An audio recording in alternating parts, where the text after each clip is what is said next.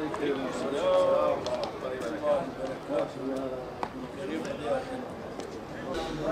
geldiniz.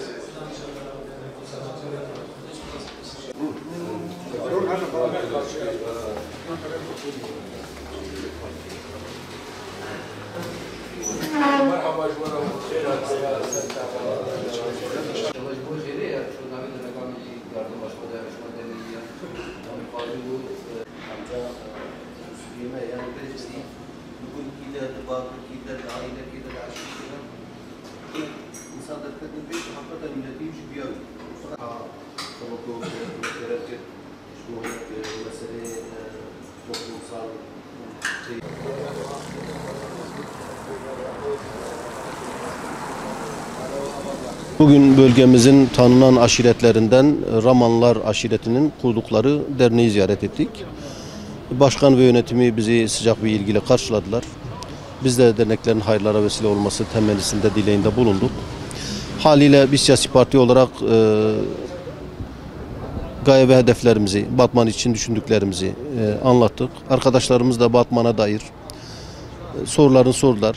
Biz de içtenlikle cevapladık. Özellikle arkadaşların çok yakınlıkları, Batman'daki işte bu uyuşturucu ve hırsızlık olaylarına değindiler. Bilhassa uyuşturucu olayını çok ön plana çıkardılar. Bununla ilgili bizim yetkililerle yaptığımız görüşmeleri, yetkililerin bize dönüşleri falan sordular. Biz de izahatlarda bulunduk, anlattık, yaptıklarımızı anlattık.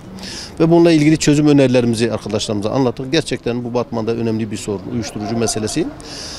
Ancak bu ailenin içerisinde madde bağımlısı biri varsa, bu sıkıntılara düşer olmuş birileri varsa, aile bunun sıkıntısını, eziyetini anlayabiliyor. Bu toplumumuzun bir arası, Batman'da ciddi bir sorun. Haliyle bu sorunlar arasında ön plana çıkan bir soru oldu. Biz de buna ilgili işte düşündüklerimizi, çabalarımızı ve olması gerekeni anlattık. Bu uyuşturucu meselesinin Batman'ın gündeminden çıkması lazım. Bütünüyle çıkmazsa da haliyle birçok ocak sönüyor, birçok aile parçalanıyor, birçok gencimiz daha hayatın baharındayken gidiyor.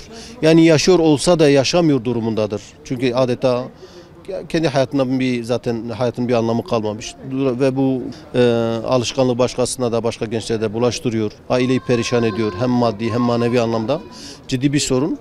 Bu vesileyle başta valimize, emniyet müdürlüğümüze ve belki müftülük, işte milli eğitim kurumlarımıza, müdürlerine, yetkililerine diyoruz ki Allah rızası için bir konsensüs oluşturup bu soruna ciddi bir el atalım. Bunu artık halkımızın gündeminden çıkaralım ve en azından minimize etmeye çalışalım.